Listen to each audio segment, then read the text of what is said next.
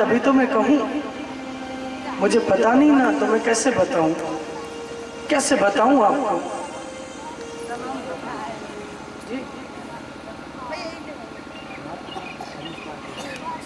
बहुत सुंदर बात है, हमारे श्री हरीश पांडे जी की ओर प्रभु के लिए सुंदर मिष्ठान का भोग और द्रव्य दक्षिणा अर्पित हुआ है। एक बार इनके लिए जोरदार ताली बजाकर अभिनंदन करें। बहुत बहुत धन्यवाद, बहुत बहुत साधुवाद। प्रभु की भक्ति ऐसी बनी रहे, खूब कृपा ठाकुर जी करे। तो मेरे बंधु बांधव, छिलके खाकर भी कन्हैया मगन है। या तो हमारा कोई रिश्तेदार भी आए, अगर उसको बैठने की थोड़ी सी व्यवस्था ना हो ना तो फिर रूठ जाता, बोले अच्छा दिन बदल गए तो हमें भूल गए। ठीक है जनाब, मिलेंगे तुमसे, समय आने दीजिए। और हमारे गुरुजी तो कहते हैं आजकल तुम्हारे घर कोई रिश्तेदार आए ना, सुन लीजिए, माताओं के लिए ज़्यादा आवश्यक है। कोई रिश्तेदार आए ना तो उसे चाय पानी बाद में पूछिए। बोले क्या पूछे पहले? बोले पहले मोबाइल का चार्जर दे दीजिए। बोले ये चार्ज कर लीजिए, महाराज जी पहले ही खाली होके आए होंगे। पहले के ज़माने में जब कोई आता था तो उसे चाय पानी पूछते थे ना, भैया कुछ चाय पी लीजिए, जल पी लीजिए। बोले ना, आज चाय पानी बाद में। बोले फिर? बोले पहले चार्जर दे दो, व्हाट्सएप फेसबुक जिंदाबाद। पूरे रास्ते तो चला के आया, तुम दे भी दोगे चाय तो ठंडी हो जाएगी, पहले वो चार्ज मांगेगा। इसलिए आजकल घर में ना एक कमरे में 4-5 प्लग होते हैं, जहाँ सो, जहाँ बैठो, जहाँ चाय पियो, पीछे ही लगा और सब में चार्जर टंगे हैं। आजकल तो जब से सैमसंग चल गया अच्छा ही हो गया, सब एक ही चार्जर सब में लग जाता। बोले किसी भी मोबाइल को टांग दो हमारा, कोई दिक्कत नहीं, मना नहीं करता वो बेचारा, सबको चार्ज कर देता है। तो महाराज विदुर जी फिर भी प्रेमी बन के बहुत मगन होके हैं। एक अपने झोले में हाथ डाला तो एक लड्डू निकाला। बोले प्रभु केले के छिलके खा के आपका मुंह तीखा हो गया होगा, अगर ये लड्डू खा लीजिए तो आनंद आ जाए, मीठा हो जाए थोड़ा। लड्डू दिया, भगवान ने खाया। तो विदुर जी ने पूछा कि प्रभु क्या लड्डू मीठे तो है ना, मीठे लगे आपको? तो विदुर जी कहते हैं कि मीठे हैं। कन्हैया ने कहा काका बता दूं? बोले सच बोलना। बोले सच कहूं तो जितना आनंद, जितनी मिठास विदुरानी के छिलकों में आई, उतनी मिठास आपके लड्डू में नहीं आई। बोले क्यों? बोले इसलिए क्योंकि विदुरानी का भाव उस छिलके में समाया था। तो मैंने उसे छिलका नहीं माना, मैंने उसे केला ही माना, मैंने उसे फल ही माना। अपने लड्डू तो दिया, लेकिन लड्डू समझ के दिया। कोई अनजाने में मेरी पूजा कर दे तो फिर मैं और प्रसन्न होता हूँ। मगन हो गए, दर्शन दिया ठाकुर जी ने। युद्ध हुआ है, अनेक अनेक लोग मारे गए। पांडवों के साथ ठाकुर जी खड़े हैं और दुर्योधन के साथ बहुत बड़ी सेना है, बड़े वीर वीर महारथी लड़ने वाले हैं। लेकिन अगर आपसे मैं प्रश्न करूं, महाभारत के युद्ध में किसकी विजय हुई, पांडवों की कि कौरवों की? पांडवों की विजय हुई ना। बोले क्यों विजय हुई? सेना तो कौरवों के पास ज्यादा, अस्त्र तो उनके पास ज्यादा, लड़ाई करने वाले उनके पास ज्यादा, सब कुछ उनके पास ज्यादा, तो विजय फिर पांडवों की क्यों हुई? इनके पास तो सब कुछ कम है। 5 पांडव, छोटी सी सेना, थोड़े अस्त्र हैं। अभिमन्यु को भी मार दिया गया। फिर बोले जिसके साथ सत्य है, धर्म है, वही भगवान होते हैं, और जहाँ भगवान होते हैं वही विजय श्री होती है। जरूरी ये नहीं कि भगवान बड़ों को ही मिलते हैं। बोले भाव अच्छा हो, दिल समर्पित हो कन्हैया के लिए, तो भगवान सबके लिए सहज है। गीता में प्रभु कहते हैं यत्र योगेश्वरः कृष्णो तत्र पार्थो धनुर्धरा तत्र श्री विजयोर्भूति ध्रुवानि त्रिमतिर्मो अनन्या निश्चयन्तो माम ये जनः परिपासते तेषां नित्याभियुक्तानां योगक्षेमम् अहम्। कोई मेरा दास बन जाए, कोई अपने आप को समर्पित कर दे, सर्वधर्म परित्यज्य मामेकम शरणं व्रज। गीता कहती है सर्वस्व छोड़कर भगवान कृष्ण के शरण में आ जाओ, भगवान तुम्हारा बेड़ा पार कर देंगे। इसमें कोई दो राय नहीं है। सब कुछ छोड़कर इनके शरण में आ जाओ। युद्ध हुआ, सब मारे गए। यहाँ पे बहुत सुंदर वर्णन किया है, द्रौपदी के 5 पुत्रों को भी मार दिया गया।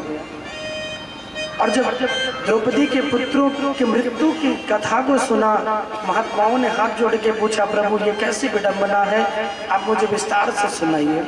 तो यहाँ पे करुण प्रसंग प्रारंभ होता है और श्री सूत जी महाराज भी सुनाते हुए थोड़े भावुक हो गए, नेत्रों में अश्रु आ गए उनके, अश्रुपूर्ण नेत्रों से सुनाते हैं। महाभारत देखो, धृतराष्ट्र उनके जो 150 बेटे हैं, दुर्योधन आदि जो उनके भाई हैं, पिता कैसा हो? बोले पिता को हमेशा चाहिए अपने पुत्र को धर्म में लिप्त करे, उसे संस्कार दे, उसे धन दे, धन के साथ धर्म भी देना चाहिए। अगर सिर्फ कोई पिता अपने बेटे को धन दे के जाएगा तो धन का बहुत दिन सदुपयोग नहीं कर पाएगा।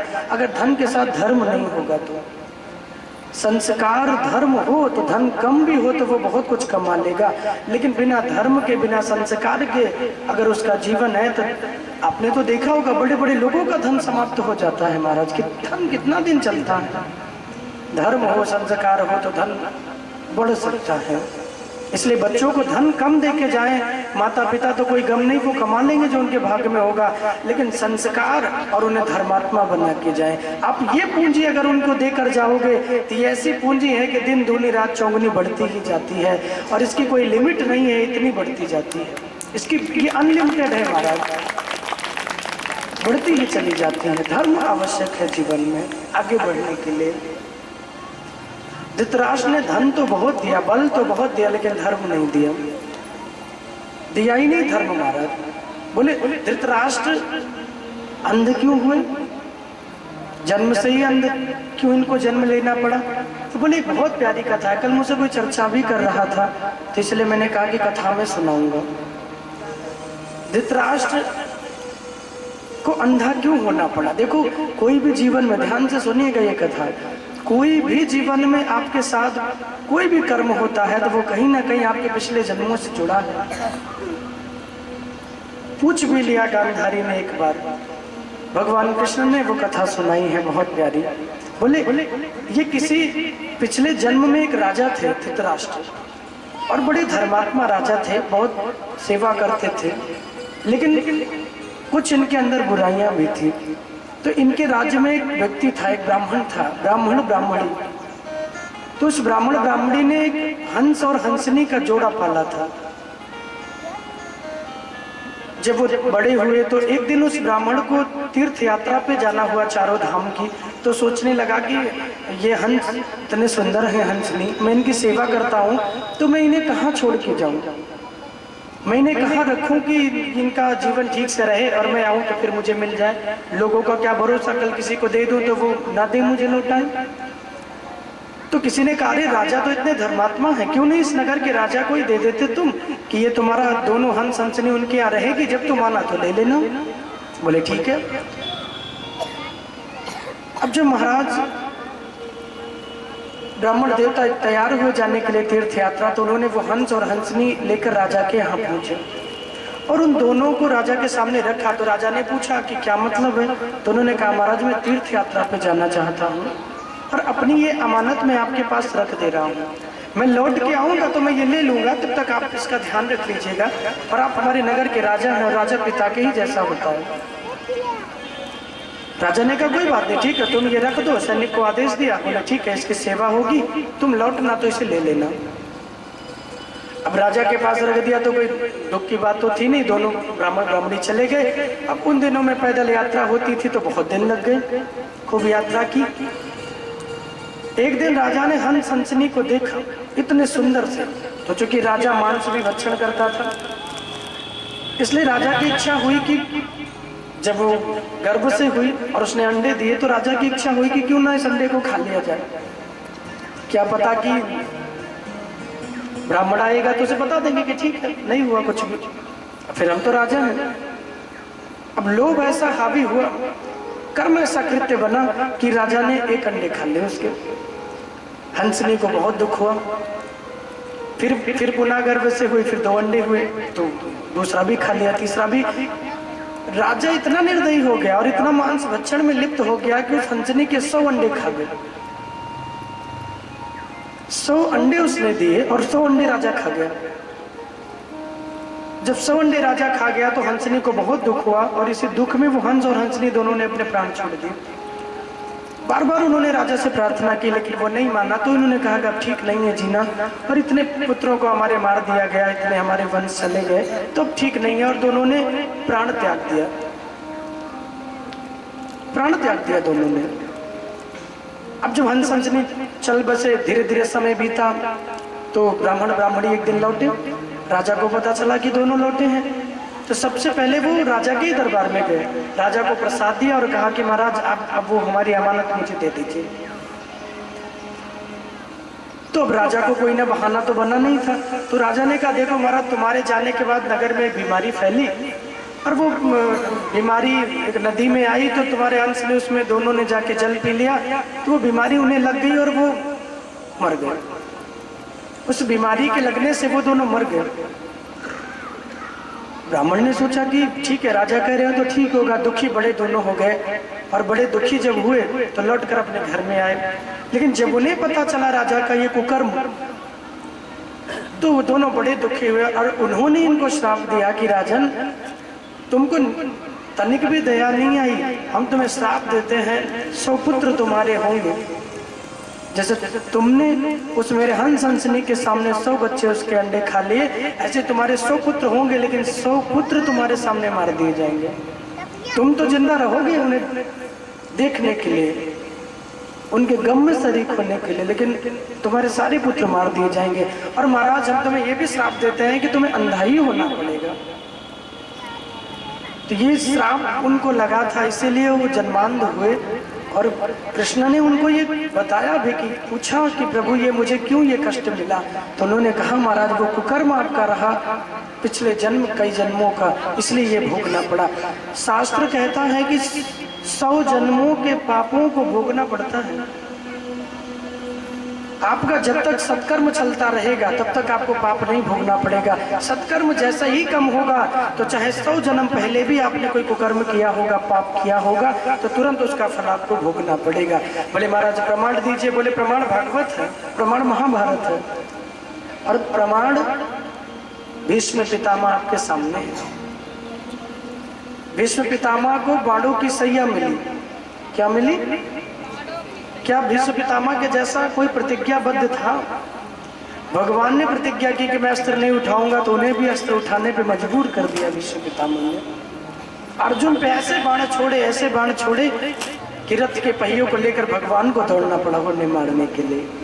जब रथ उखाड़ के दौड़े तो भीष्म पितामह दोनों हाथ जोड़कर कहते प्रभु क्षमा कीजिएगा, लेकिन आपने तो शपथ ली थी, कसम खाई थी कि मैं शस्त्र नहीं उठाऊंगा।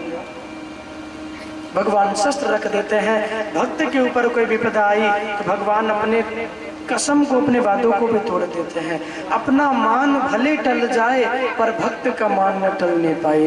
प्रबल प्रेम के पाले पड़कर प्रभु को नियम बदलते देखा। कोई ऐसा प्रेमी भक्त हो जाए तो भगवान अपना नियम भी बदल देते हैं। कोई प्रेमी बने, बस 100 जन्मों के पाप को उन्हें भोगना पड़ा, बाणों की सैया मिली। 100 जन्म पहले राजा थे, रास्ते में जा रहे थे अपनी पूरी सेना को लेकर, तो एक सर्प था रास्ते में, धनुष के नोक से उठा के फेंक दिया झाड़ियों में। यद्यपि राजा ने उनके प्राण बचाए, लेकिन शास्त्र कहता है कि वो सर्प जाकर एक कटीली झाड़ी पे गिरा। जितना वो निकलना चाहा वो उतना ही फंसता रहा, एक एक बूंद रक्त निकल गया। मरते हुए श्राप देकर गया, राजन तुमने प्राण तो बचाए लेकिन मुझे देखा नहीं कि मैं कहाँ गिरा हूँ। इसलिए जिस दिन तुम्हारा सत्कर्म कम होगा इसी प्रकार तुम्हें बाणों की सैया मिलेगी, एक एक बूंद रक्त तुम्हारा निकलेगा। और हाँ, तुम्हारे सत्कर्म इतने अच्छे हैं, कृष्ण का दर्शन होगा तो तुम्हारी मुक्ति होगी। भीष्म पितामह ने भी प्रभु से पूछा कि प्रभु मैंने जीवन में ऐसा कोई पाप नहीं किया, फिर मुझे ये बाणों की सैया क्यों मिली? पड़ा हूँ इस बाणों पे एक बूंद रक्त निकल रहा है। तो भगवान ने 100 जन्म के पहले के पाप को उन्हें बताया, ये कृत्य तुमसे हुआ था। तो जब तक सत्कर्म रहते हैं पाप हावी नहीं होता। सत्कर्म जैसे ही कम होते घटते हैं वैसे ही वो पापों का प्रायश्चित हमें भोगना पड़ता है। कई लोगों को आपने देखा होगा ना, अरे महाराज ये तो बहुत पाप करते हैं फिर भी बड़ी गाड़ियों में घूमते, इतने इनके आगे पीछे लोग हैं और इतने पाप करते हैं फिर भी ये इतने खुशी क्यों है? बोले इसीलिए है महाराज क्योंकि अभी सत्कर्म उनका किसी जन्म का बाकी है। जिस दिन वो सत्कर्म कम होगा उन्हें वो पाप भोगना पड़ेगा, इसमें कोई तो राय नहीं है। सबको भोगना पड़ता है, जो जैसा शुभ अशुभ कर्म करता है, गीता कहती है सबको भोगना पड़ता है। दुर्योधन को ज्ञान नहीं दिया, धर्म नहीं सिखाया, पुत्र तो इतने हो गए, बल बहुत हो गया, धन बहुत हो गया, धर्म नहीं हुआ, ज्ञान नहीं दिया, संस्कार नहीं दिया, सम्मान करना नहीं सिखाया, खुद तो अंधे थे, बेटों को भी समझो अंधा ही बना दिया। युद्ध हुआ, युद्ध भूमि में सबको मार दिया पांडवों ने, दुर्योधन की जंघा को तोड़ दिया और युद्ध भूमि में पड़ा पड़ा करा रहा है। और जब युद्ध भूमि में पड़ा पड़ा करा रहा है, सूत जी कहते हैं यदा मृधे कौरो संजयानाम वीरेशथो वीर गतिम गतेषु। उस महाभारत के युद्ध में कोई भी कौरवों की तरफ से बचा नहीं, अकेला बचा है दुर्योधन। अरे ये क्यों नहीं मरा? क्योंकि इसको वरदान है। कैसा वरदान है? बोले सुख और दुख इसके जीवन में एक साथ आएंगे तो ही मृत्यु होगी। सुख और दुख एक साथ मिलेंगे तो मृत्यु होगी। पड़ा पड़ा कर रहा है और उसी समय इनका मित्र अश्वत्थामा इनसे मिलने आया। मित्र को देखा तो कहा कि बहुत अच्छा हुआ तुम आए हो, देखो तो इन पांडवों ने मेरे पूरे वंश को समाप्त कर दिया। तू मेरा सच्चा मित्र है, क्या मेरा एक काम करेगा? बोले तुम बताओ। रोते हुए दुर्योधन कहता है कि महाराज मित्र वही है जो मित्र के दुख में दुखी हो। जो मित्र के दुख में दुखी होता है वही सच्चा मित्र है। मित्रता उसी को कहते हैं, सुख में भले आप उसका साथ ना दो, लेकिन जब दुख आए तो आप उसका साथ जरूर दो। साथ देने के लिए जरूर खड़े रहो महाराज। दुर्योधन ने आदेश दिया पांडवों के सर को काटकर मुझे समर्पित करो। बोले महाराज मुझे राजा बनाओ, मुझे तिलक करो।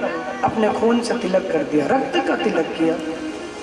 सेनापति बनाया तो मैं जाकर पांडवों के सर को काट के ले आऊं। चला है रात्रि में, जहाँ पे पांडवों का शिविर लगा है वहां पहुंचा। और देखो भगवान कृष्ण तो सब जानते हैं, इसलिए भगवान ने यहाँ द्रौपदी को पांडवों को लेकर गंगा के किनारे चले गए हरिनाम करने के लिए। बहुत दिन युद्ध हुआ, अनेक लोग मारे गए, चलो थोड़ा भजन करके आते हैं। और जहाँ पे पांडव सोते थे वहीं पांडव के 5 पुत्रों को सुला दिया। बच्चे वहीं सो गए जहाँ पिता सोते थे। रात्रि में आया अश्वत्थामा, इसे लगा कि ये पांडव है, और तलवार निकाली, एक एक पुत्रों के सर को काट लिए। इतना निर्दयी हो गया, सोते हुए पुत्रों के सर को काटा। सूत जी कहते तनिक भी दया नहीं आई, और रात्रि का समय था तो पहचान भी नहीं पाया।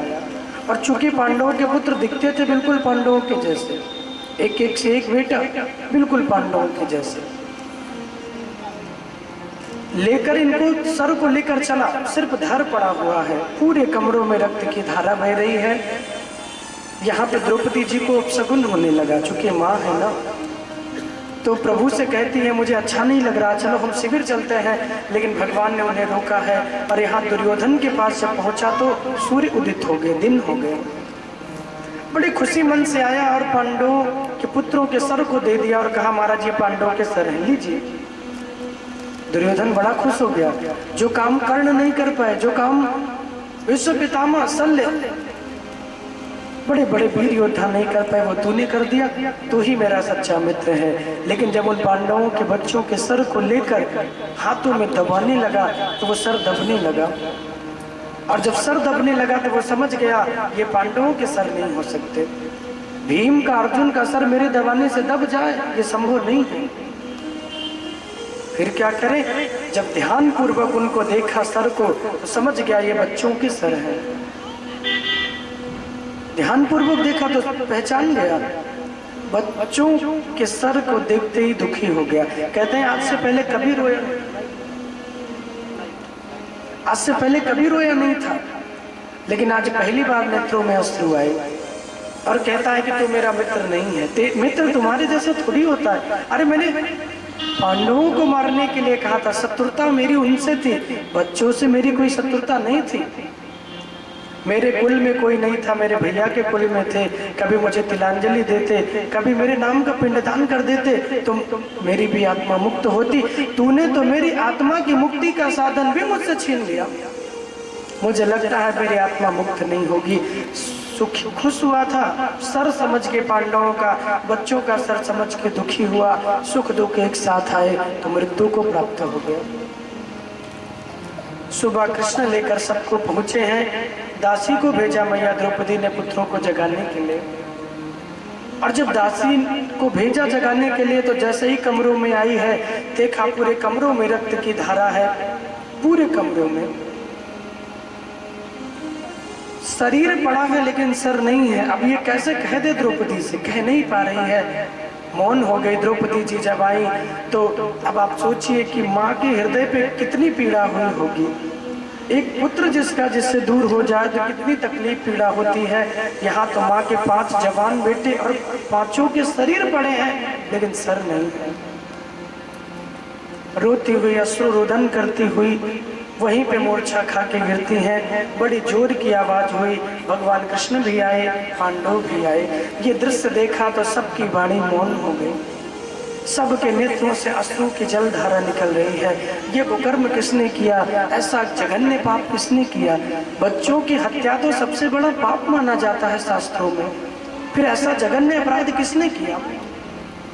द्रौपदी जी रो रही हैं। रोते हुए कहती है, माता शिशूनां निधनं सुतानां जाया सुतादिषु ममतां विमुञ्च।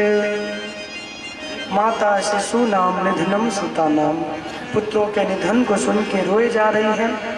कृष्ण के शरण में आकर कहती है, हे कृष्ण, मैंने जीवन में कोई ऐसा अपराध नहीं किया, आपका हमेशा सम्मान किया।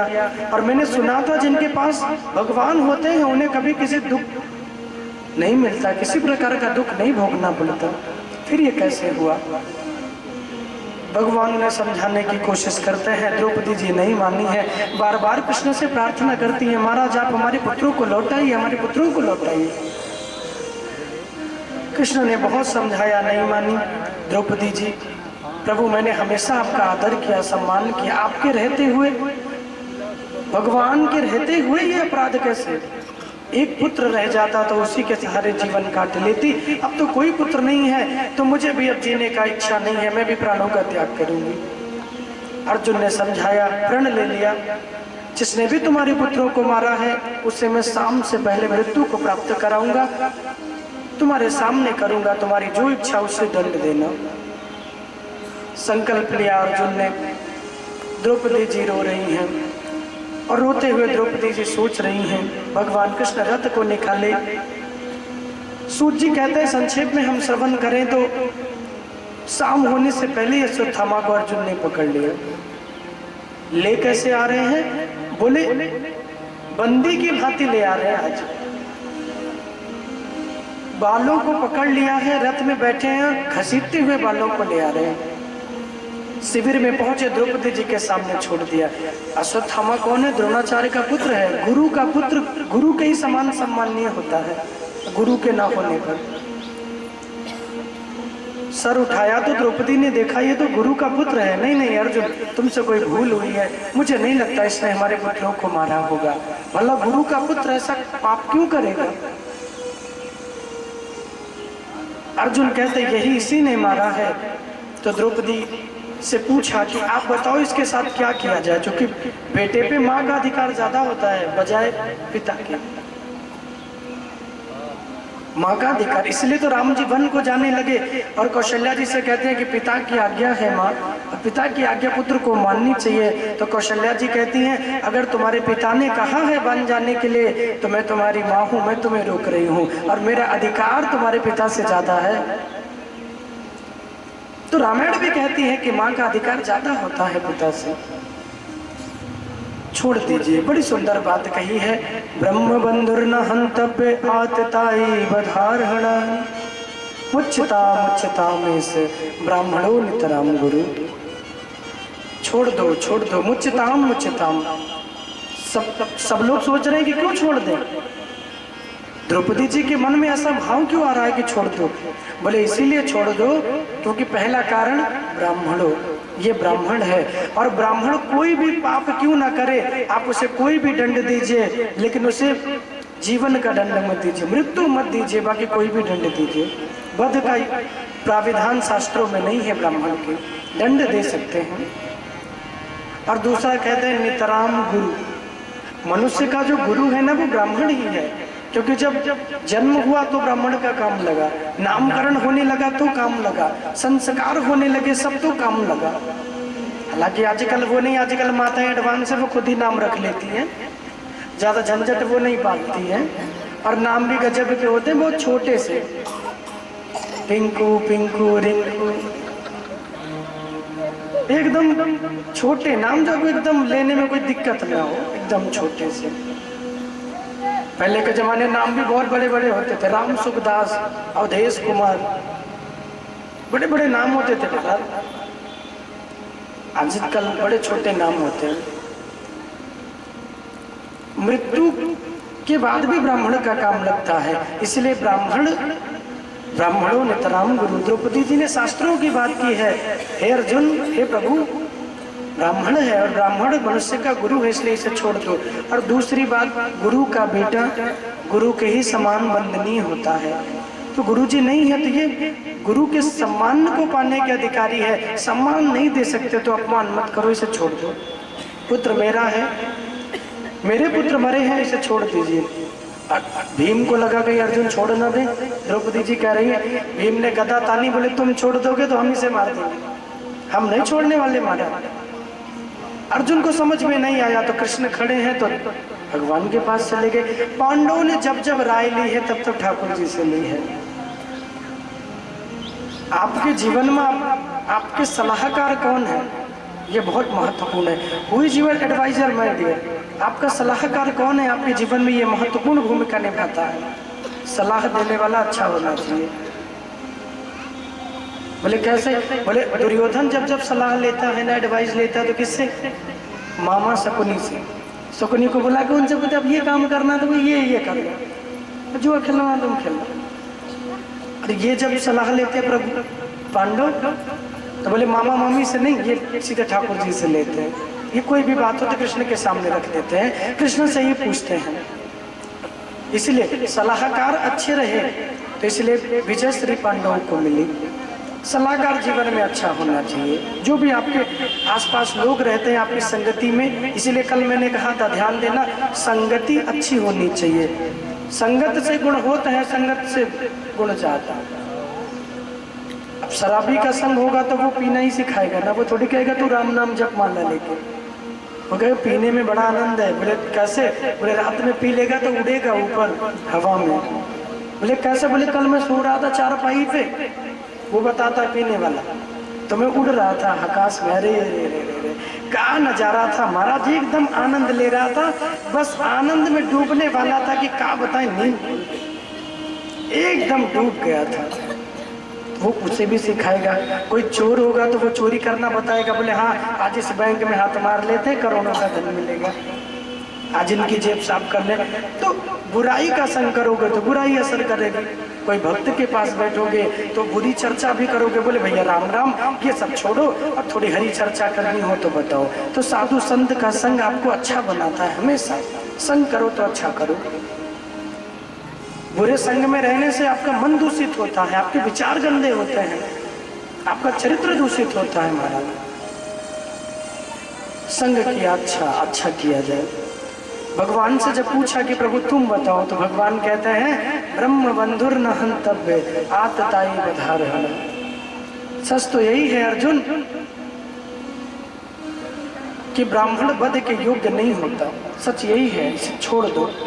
लेकिन फिर अगली आधी लाइन में भगवान कहते हैं आतताई बधारहण, लेकिन कोई पापी हो तो उसे छोड़ना नहीं चाहिए, चाहे वो कोई भी हो। अब भगवान क्यों कहते हैं कि तुम मार दो भाई, अपना सारा जिम्मा ठाकुर जी ठेका क्यों ले, तुम जानो तुम्हारा काम। भगवान तो इशारा करते हैं, बाकी तो तुम लगाओ अपना दिमाग। भगवान ने कहा ब्राह्मण है तो इसलिए मारना नहीं चाहिए, लेकिन पापी तो कोई भी हो तो उसे छोड़ना भी पाप है, अपराध है। समझ गए? प्राणों से नहीं मारा, बालों को कई जगह से छील दिया, मस्तक में एक मणि थी वो निकाल लिया, कुरूप बना के कपड़ों को फाड़ के कई जगह से अस्त व्यस्त करके धक्का मार के शिविर से बाहर कर दिया। बोले ठीक है, मृत्यु को प्राप्त हो गया। बोले कैसे? बोले कोई बहुत सम्मानित व्यक्ति हो